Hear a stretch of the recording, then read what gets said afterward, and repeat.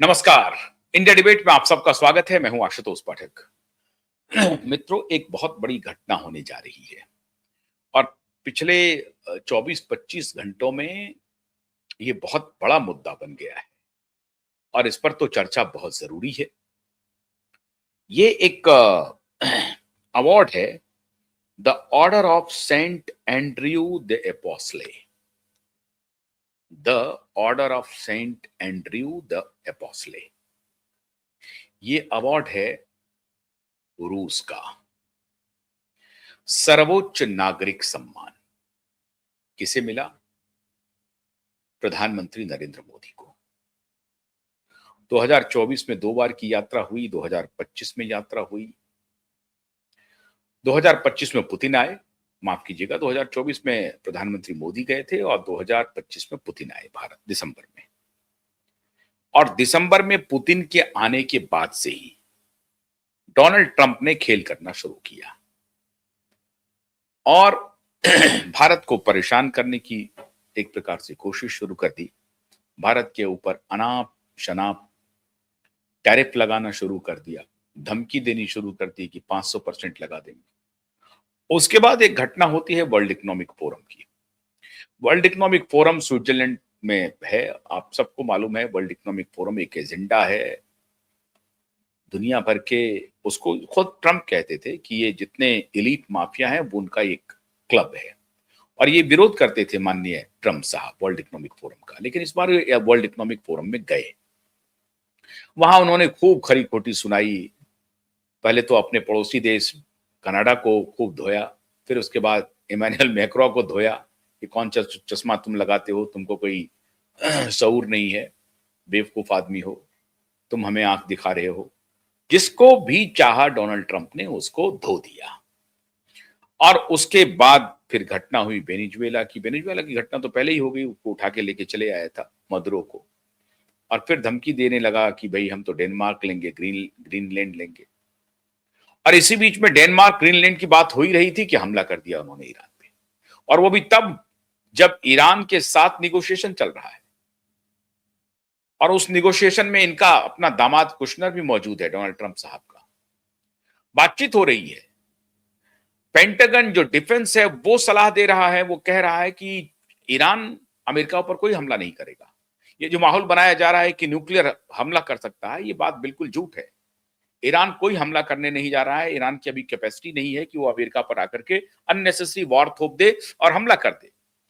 तो ये कहना कि ईरान हमला करने का मन बना रहा है अमेरिका ऊपर, ये गलत है। ये डिफेंस की ब्रीफिंग है, डोनाल्ड ट्रंप को नहीं माने। और इस बीच में इजराइल के साथ उनकी कोई बातचीत हुई होगी, जो भी हुआ, लेकिन उन्होंने हमला कर दिया ईरान के ऊपर। खैर, अब ईरान के ऊपर हमला हो गया, ईरान का युद्ध जारी है। भारत के ऊपर सैंक्शन लगा दिया था कि आप रसिया से तेल नहीं खरीद सकते। क्यों? उस वक्त वो रसिया को धमकी दे रहा था। रसिया और चाइना को धमकी देने पर लगा हुआ था कि आप भारत से तेल नहीं खरीद सकते, रसिया से तेल नहीं खरीद सकते।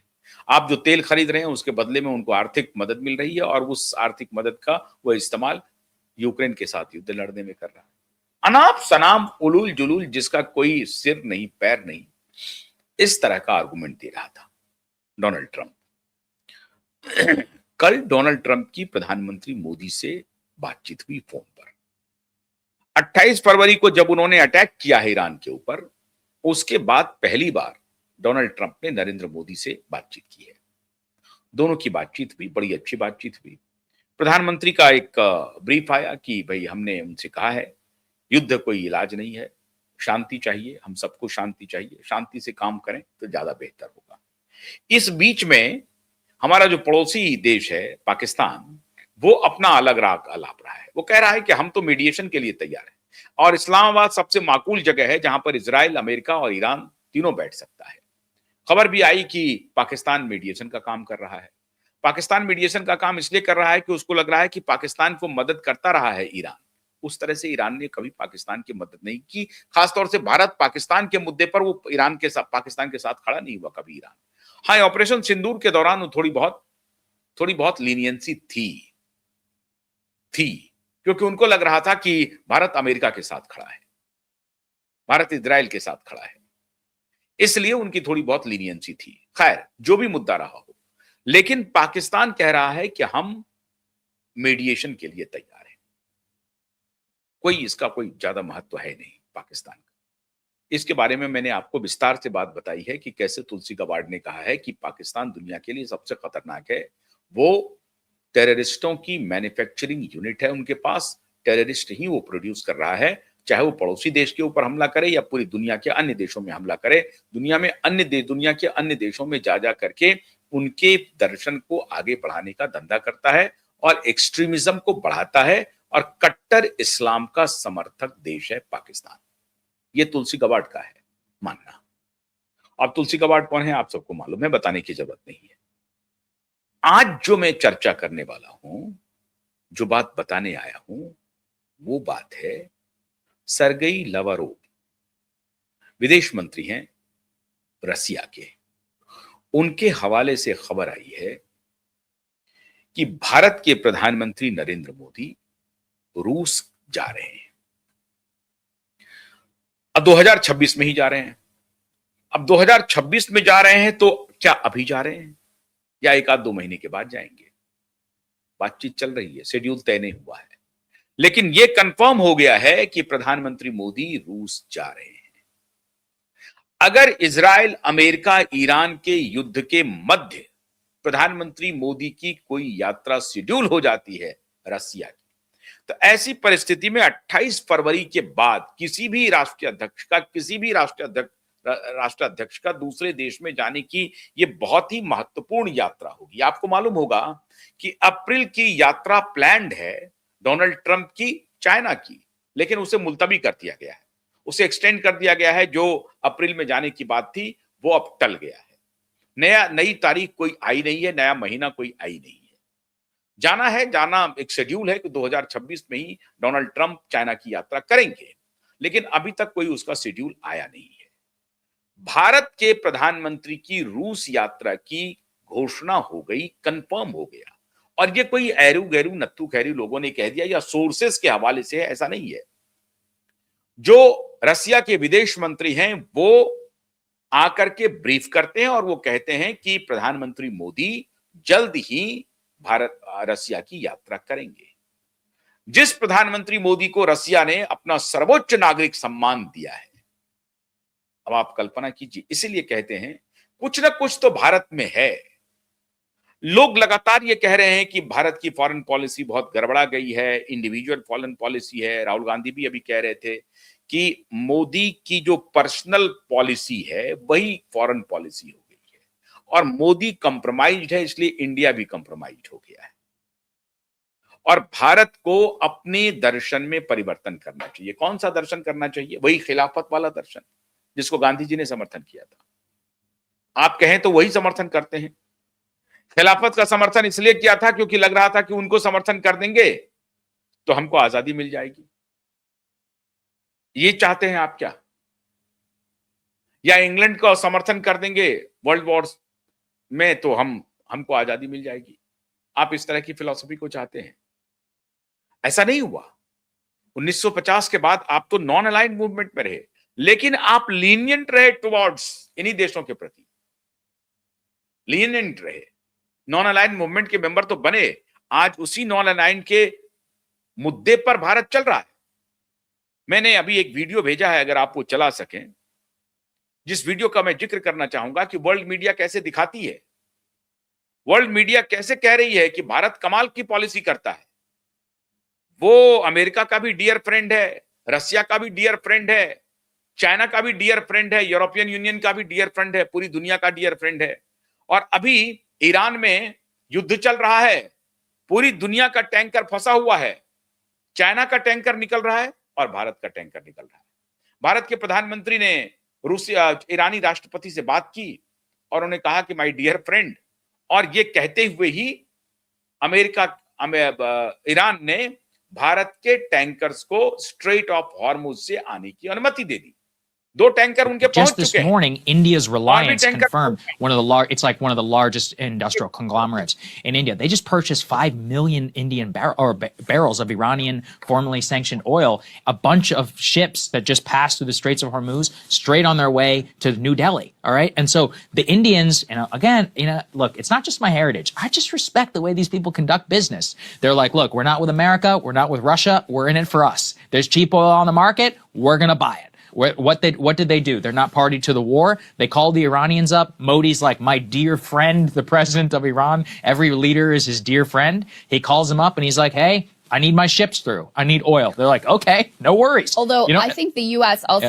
also gave them the green light. No, that too. But I'm saying if you put all this together, you can clearly very see here that other countries are exploiting and going end loops, to the extent that they can around the United States. So what does Iran feel? They're in the pole position. They're able to command the strait. They're able to demand, in some cases, there are reports of people paying $2 million for passage, which is approximately $1 per barrel. Easy. They'll be able to reclaim that in an insurance surcharge later on down the line. They actually अब आप इसी से कल्पना कीजिए कि विदेशी media, foreign media ये चला रही है, ये कौन सा पॉलिसी है? मोदी फोन करता है ईरानी राष्ट्रपति को, माय डियर फ्रेंड, और उनका सारे लोग सारे डियर फ्रेंड हो जाते हैं, उनके फ्रेंड हो जाते हैं। मोदी ने फोन किया और कहा कि मुझे मेरा टैंकर रिलीज कर दो, और उनका टैंकर रिलीज कर दिया इमीडिएटली। तो चाइना का टैंकर रिलीज हो रहा है, भारत का टैंकर रिलीज हो रहा है, और इसकी चर्चा फॉरेन मीडिया में हो रही है, तो एक बात तो मान करके चलिए, मोदी की आलोचना करने के विषय अलग हैं, आलोचना की जा सकती है।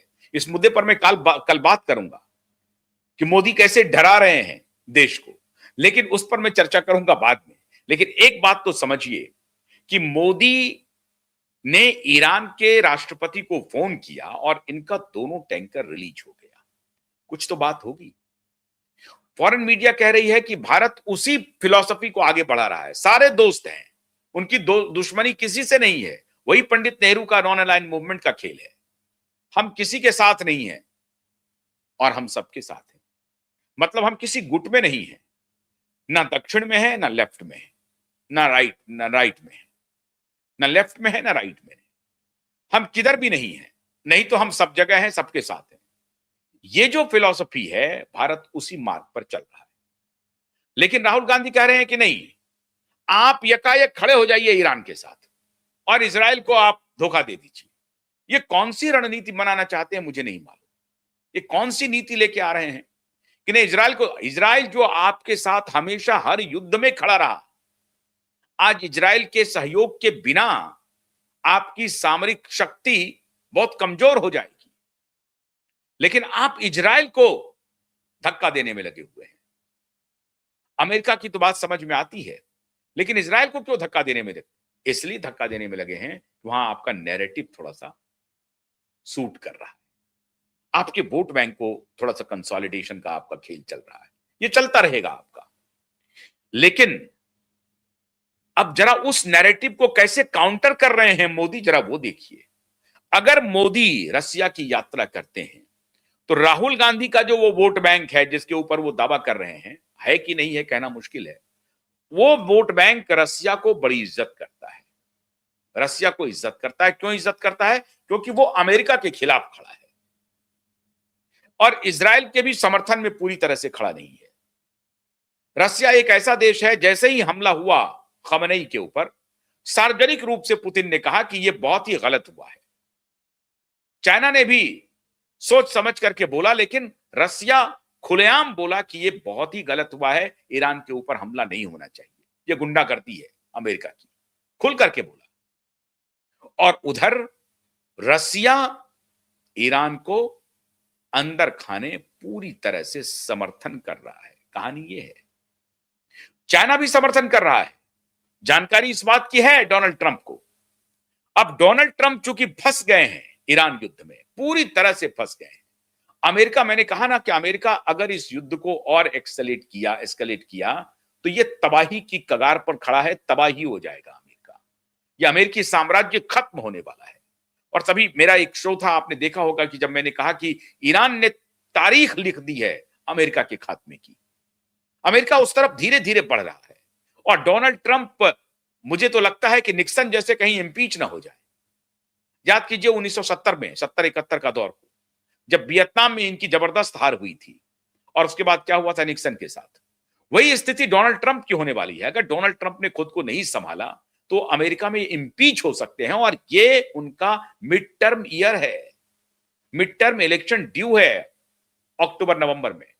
तो ऐसी परिस्थिति में डोनाल्ड ट्रंप ने अपने पैर पर खुद ही कुल्हाड़ी मार ली है, बल्कि पैर कुल्हाड़ी पर ही पैर रख दिया है, मारा नहीं, उन्होंने कुल्हाड़ी पर ही पैर रख दिया।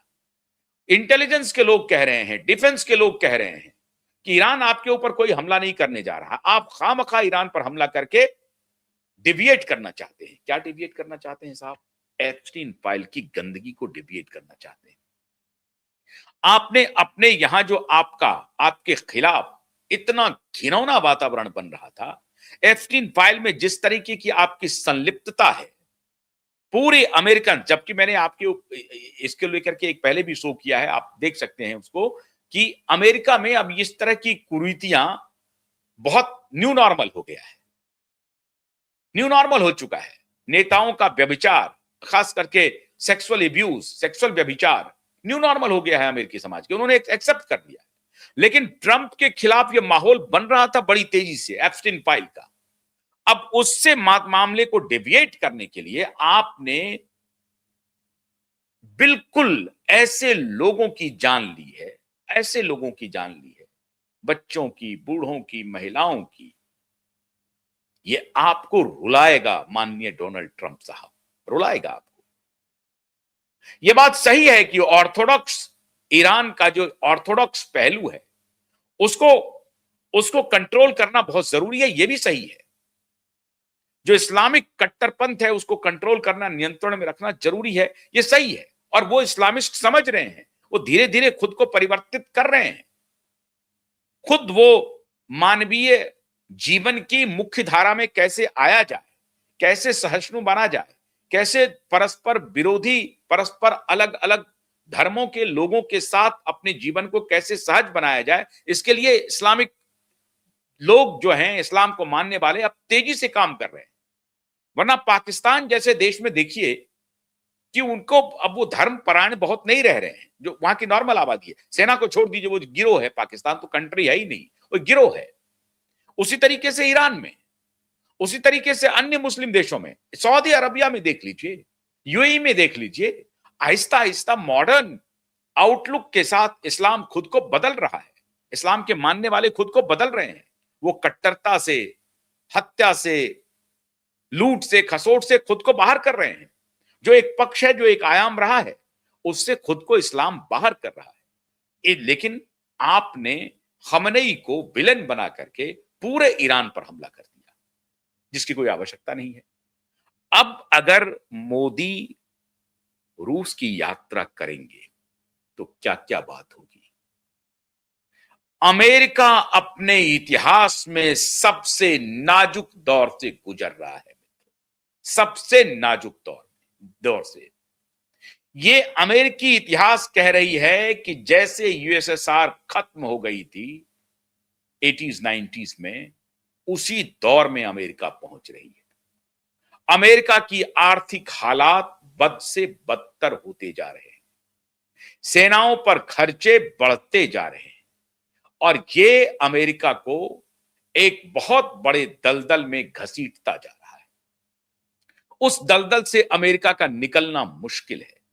ऐसे समय में विपरीत पावर सेंटर के साथ भारत जैसे न्यूट्रल कंट्री को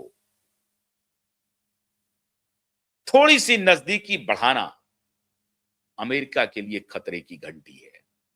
अब भारत डर नहीं रहा है, ना भारत को अमेरिका आंख दिखा सकता है। ये जो लोग कह रहे हैं ना कि हमने समझौता कर लिया, कंप्रोमाइज कर लिया, अमेरिका हमको ये कर देगा, अरे कुछ नहीं कर पाएगा अमेरिका। हाँ, तकनीकी रूप से हम उनके ऊपर डिपेंडेंट जरूर हैं, और ये काम किसने किया? पूर्ववर्ती सरकारों ने किया। इसकी जिम्मेदारी तो थोड़ी बहुत मोदी जी की भी है। 11 वर्ष में आपने कुछ भी नहीं किया। 11 वर्ष में आपको इंस्टीट्यूशनल चेंजेस करने चाहिए थे। कल मैं आगे में शो करने वाला हूं इसके ऊपर, जो अभी आप डरा रहे हैं ना पार्लियामेंट में, वो अच्छी बात नहीं है। आपने 11 वर्ष में कुछ भी नहीं किया है। आपने हमारी डिपेंडेंसी को और उनके ऊपर बढ़ा दिया और बढ़ा दिया। अब आपको उस दिशा में काम करना है। अगर आपको अमेरिका से दो दो हाथ करने हैं तो आज नहीं तो कल आपको अमेरिका से दो दो हाथ करने ही पड़ेंगे, वरना ये अमेरिका की इतनी बड़ी औकात कैसे हो जाएगी कि वो दिल्ली में आकर के एक वो रायसेना, वो इलीट ग्रुप का एक डायलॉग है। अंबानी का फाउंडेशन उसे ये करता है, ऑब्जर्वर फाउंडेशन। वो रायसेना डायलॉग के नाम से डायलॉग किया गया, जिसमें श्री श्री जयशंकर जी के सुपुत्र भी हैं। अब उस डायलॉग में आकर के अमेरिकी प्रतिनिधि कहता है कि हम वो गलती नहीं करेंगे जो चाइना के साथ किया था हमने। मतलब हमने चाइना को मदद किया, चाइना हमारी मदद से आगे बढ़ गया और अब हम ही को आगे दिखा रहा है। हम अब हमें भारत को उस तरह से आगे नहीं बढ़ने दें। मतलब भारत के टैलेंट को हम रोकने की कोशिश करेंगे, उसको हम मदद नहीं पहुंचाएंगे। मत पहुंचाओ। भारत में जोहो नाम की कंपनी खड़ी हो रही है धीरे धीरे। अब आप देखते होंगे उनके एडवर्टीजमेंट को, वो धीरे धीरे पैर पसार रहा है। लेकिन हमारे दलालों ने, हमारे सत्ता के दलालों ने, कुछ राजनेताओं ने, बिके हुए ब्यूरोक्रेट्स ने भारत को गुलाम बनाया, भारत को आगे बढ़ने ही नहीं दिया, भारत को इंडिपेंडेंट बनने ही नहीं दिया, हमेशा डिपेंडेंट बना करके रखा। और उसी टेक्नोलॉजी की हैकड़ी वो दिखा रहा है अमेरिका, जिसमें हमारे पास best of the best brain है। हम इंडिपेंडेंट तरीके से अपनी टेक्नोलॉजी के जरिए अपने को मजबूत कर सकते हैं, लेकिन हमने नहीं किया। ये सड़े हुए, गले हुए, भ्रष्ट, चरित्रहीन ब्यूरोक्रेट और चरित्रहीन नेताओं का खामियाजा हमारा देश भुगत रहा है। हमारे देश में सामर्थ्य की कमी नहीं है, हमारे देश में ज्ञान की कमी नहीं है, पुरुषार्थ की कमी नहीं है, लेकिन ये भ्रष्ट नेता और ये भ्रष्ट ब्यूरोक्रेट हमारे देश को लगातार गुलाम बनाए जा रहे हैं। ये हमारे जनमानस को सोचना पड़ेगा। लेकिन अभी अगर मोदी रसिया की यात्रा कर रहे हैं तो उम्मीद कीजिए कि वो सीधा सह ट्रंप को दे रहे हैं, ट्रंप को दे रहे हैं और कह रहे हैं कि आप सचेत हो जाइए, नहीं तो ये ईरान आपको ले डूबेगा। बात होगी तो और बात बनेगी और बात चलेगी पुतिन के साथ, लंबी बात होगी। क्या क्या बात होगी? पुतिन ने कई मौकों पर भारत को बचाया है और खास तौर से संघाई में जिस तरीके से कहा गया कि व्यक्तिगत एहसान है मोदी के ऊपर पुतिन का। और आज देखिए 7 जो विदेशी, जिसमें CIA के एजेंट पकड़ाए गए हैं, उसमें भी KGB की बड़ी भूमिका है, रशियन खुफिया एजेंसी की बड़ी भूमिका है। तो भारत और रसिया अगर और क्लोज आते हैं और गहरे दोस्त बनते हैं तो जाहिर है अमेरिका के लिए चेतावनी है, क्योंकि तब शायद चाइना न्यूट्रलाइज हो जाए, क्योंकि चाइना और रसिया मित्रवत हैं। तो चाइना न्यूट्रलाइज हो जाए, चाइना के साथ हमारे संबंध प्रगाढ़ ना भी हो तो सो रहेगा, मतलब ठीक ठाक रहेगा। वो हमारे खिलाफ नहीं होगा, हमारी दुश्मनी और गहरी नहीं होगी। तो रसिया के साथ भारत की हॉबनॉबिंग, भारत की दोस्ती, प्रधानमंत्री का इस युद्ध के दौरान इस तरह की घोषणा होना सीधा सीधा अमेरिका को तमाचा है कि पजामे में आ जाओ, एक तरफ तुमने युद्ध शुरू कर दिया है और दो शक्ति हाथ मिला रही है, जो महाशक्ति है, दो शक्ति हाथ मिला रही है बड़ी तेजी से, और इसमें जो तीसरी एक महाशक्ति है चाइना, वो भी हाथ मिला लेगी, तो आप कहीं के नहीं रहोगे, खत्म हो जाओगे। सीधा संकेत है। इसलिए प्रधानमंत्री की रूस की यात्रा जियोपॉलिटिक्स में एक नया चैप्टर लेकर के आ रही है, एक नया अध्याय लेकर के आ रही है। और हम उम्मीद करते हैं कि प्रधानमंत्री कालांतर में जो कुछ भी गलतियां हुई हैं उसको दुरुस्त करते जाएंगे। भारत के प्रधानमंत्री के साथ 140 करोड़ की दुआएं, उनका सामर्थ्य, उनका पुरुषार्थ साथ में खड़ा है। तो ये यात्रा कामयाब होगी, सफल होगी, एक नया चैप्टर लिखेगी, इसकी आशा कीजिए। बहुत बहुत शुक्रिया। नमस्कार।